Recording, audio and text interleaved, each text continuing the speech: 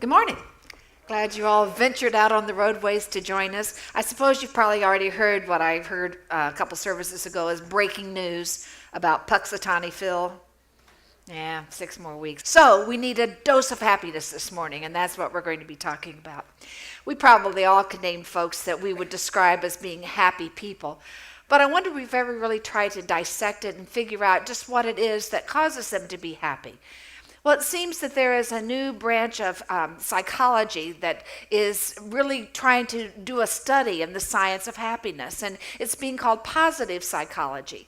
The founder of that is Martin Seligman, and he says that 60% of happiness actually comes from our environment and the genes we've inherited. The other 40% is totally up to us. Now, the way I read that and understand that is that we have a choice to make each and every day as to how we're going to live that day. Now, as I did my reading and study and research and such to prepare for today, I was expecting to find some profound insights as to the things that contribute to happiness. And what I found were things that were really things we all know about. There's nothing really profound there at all. They're ordinary things that we experience and we even talk about in the course of a day. It's just that maybe today will not be anything revelatory. Instead, it will be maybe a reminder, and hopefully a gentle reminder of just what it takes in order to be a happy person. And I suppose as I look through all the various characteristics and elements of happiness, that it probably would break down into 4 or 5 categories with some subcategories under it. So what I'd like to suggest is, as we're thinking about each of these various elements that is said to contribute to happiness, that each of us kind of creates in our mind our own happiness scale. And we kind of see where we are along that in relationship to these various elements.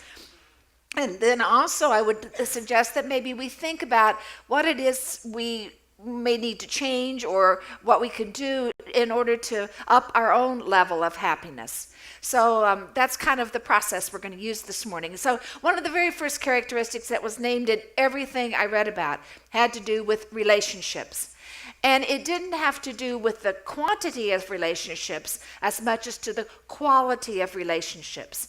And one of the questions that was asked in connection with relationships is just how often and how deeply we share our personal feelings, to whom, where's the person, who's that person to whom we can share our innermost thoughts and fears and hopes and dreams without the fear of being judged or without fear that our whole story is going to be out for the world to know and to hear. And so that was one of the important things to think about. You know, what is the quality of that relationship, that very special relationship where we can share that kind of things. That was one piece of it. And then there was another kind of category under relationships that had to do with our capacity for engaging in an activity with others. Constructively for others. I guess really the words that would summarize that kind of thing would be like collaboration and cooperation, those kinds of things. What comes to mind when I hear things like that is the word teamwork. Now, I've been fortunate to be a part of a lot of teams in the past. Some teams were really, really good. Some were kind of okay. Some were not so good. Sometimes I was a pretty good team member. Sometimes I wasn't such a good team player. And part of the reality is that teamwork is difficult. It's not as easy as we might think. But what I learned in the course of that process of working with people is that the end product, the end result, is always better when there's more than one of us working toward it. We always create something better. And there's another byproduct that is equally important. And that is when we work together toward a common goal, we do draw closer to the people with whom we're connected.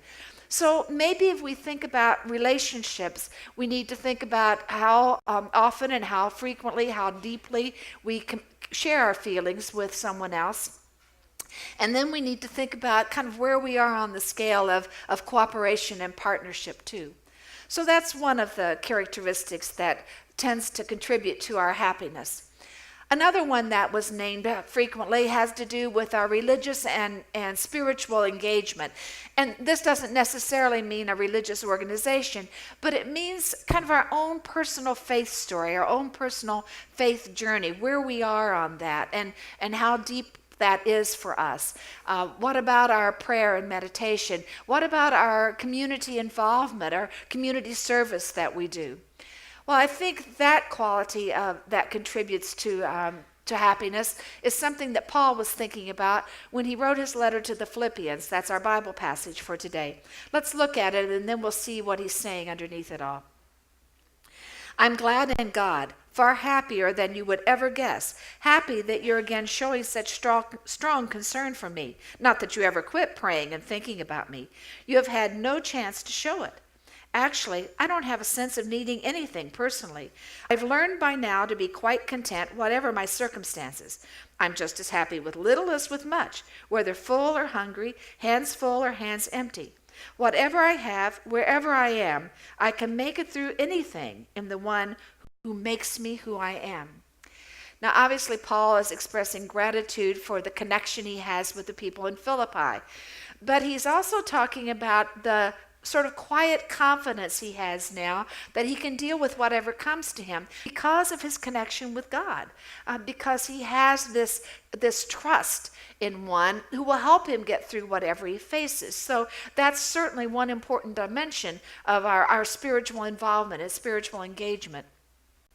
But then there's another piece to think about as well when it comes to our spirituality, and that is spiritual matters tend to be about what's really important in life, like our sense of purpose and meaning. And it asks those questions, and then usually allows us time to consider those questions, time that is called sacred time, sacred space.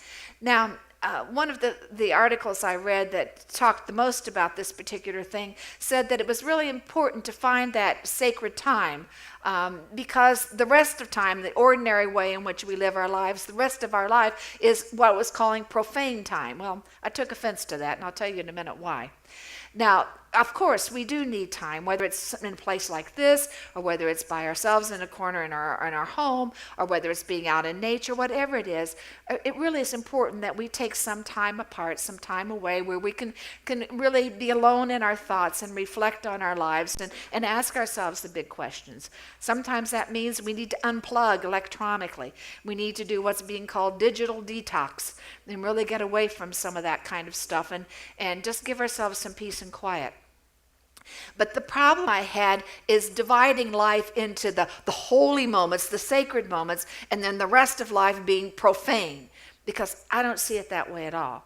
And part of the reason I don't see it that way is because I have gotten more deeply into what's called Celtic spirituality.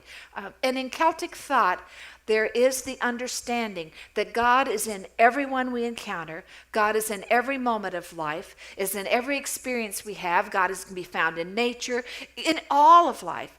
And so that means that when we look through eyes that see ordinary life that way, it's not profane at all. Instead, it's profound because it's full of godliness and goodness and the holy.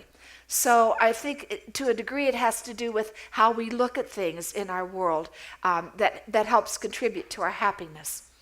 Now, you may recall, if you were here a couple of weeks ago on Martin Luther King Sunday, that we shared a video of a woman called Mama Hill. Mama Hill is a person who has opened her home to at-risk kids in her neighborhood. Well, it turns out that Mama Hill also participated in a study on happiness. So let's take a look and see how she fared. Well, that's a characteristic, it was one I didn't come upon. So we all sit down and watch cartoons and we'll be happier people. But really, the point here is looking at the life that Mama Hill lives, because she demonstrates one of the other characteristics that really contributes to a sense of happiness and well-being in our lives, and that is getting outside herself and helping other people, showing care and kindness to those that she encounters. And that makes a difference for us. I think sometimes we spend our lives totally self-focused and self-consumed. And when we get beyond ourselves, when we are kind to other people, when we use acts of kindness, when we try to care for other people, it makes a difference because it gets us beyond our circle of self-concern. And even doing the smallest thing can really help another person.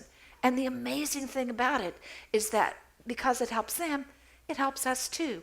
It raises our level of happiness as well. So that's yet another piece, is helping people and being kind to people and doing the best we can in caring for others.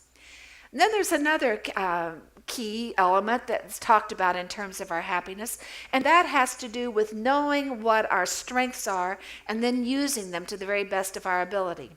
Goethe said this: "The person born with the talent they are meant to use will find their greatest happiness in using it." Now, Martin Seligman said that was exactly true, that people who really knew their strengths and used those strengths really were happier people. But he found that the degree of happiness went up even more when people were using those strengths for a cause, a purpose that was beyond their own personal gain, that it had to do with working for a greater good or a greater objective there, and that made a significant difference in the level of happiness that someone experienced. Now, I've mentioned before that there's a book out called Now Discover Your Strengths, and it has connected to it what's called a Strengths Finder. In fact, a gardener just last service said that she can lead a workshop on Strengths Finder. So if you think that this is something you'd be interested in doing and understanding yourselves, we can work that out. She's also going to leave a workshop on finding our personal mission statement too, but we'll come back to that in time. But at any rate, in the Strengths Finder thing really names the strengths and virtues we have that are our giftedness, that things that we can then share with other people. And one of the things the book talks about that I totally agree with is that it's really important that we use our time and energy to improve our strengths rather than focusing on trying to improve our weaknesses. Sometimes the thing is always trying to improve our growing edges and try to make us stronger. And when we do focus that way, we can probably get things up a little bit more, but we'll never reach a level of total excellence in what we're doing. But if we focus on our strengths, we can, in fact, be improving those to a degree that it does increase our level of happiness. And so that's an important thing. And anyway, it energizes us and it makes us happier because it energizes us. And that leads us into something else. We hear athletes talk about being in the zone or being in the flow. And I think when we are using our strengths to the very best of our ability, and especially if we're using it for a cause, a purpose that's bigger than we are, we will find ourselves in the flow. And you know what I'm talking about. It's when we're totally engrossed in whatever we're doing, when we're challenged by it, when time just flies by, and we're just totally engaged in what we're doing. And there was a sense of exhilaration that comes as a result of it. That's being in the flow. And we know it when we're there. We can't always tell when it's coming, but we can certainly tell when we're in the midst of being in the flow. Well, that's another one of the characteristics, is doing our strengths and knowing what they are and then really using them to the very best of our ability. Well, there are other things that are mentioned. Again, things that we know, nothing profound in any way, shape, or form.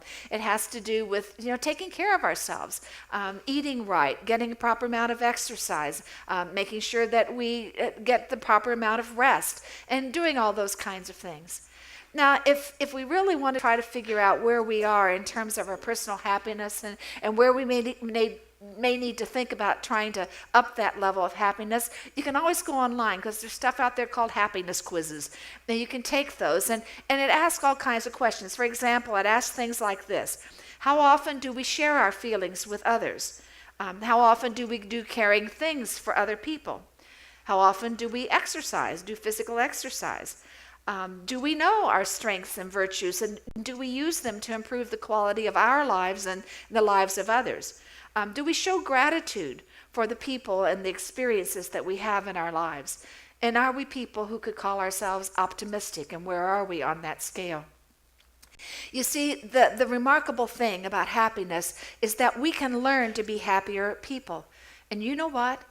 Every single day when we wake up in the morning, we have a choice. We can choose to be happy.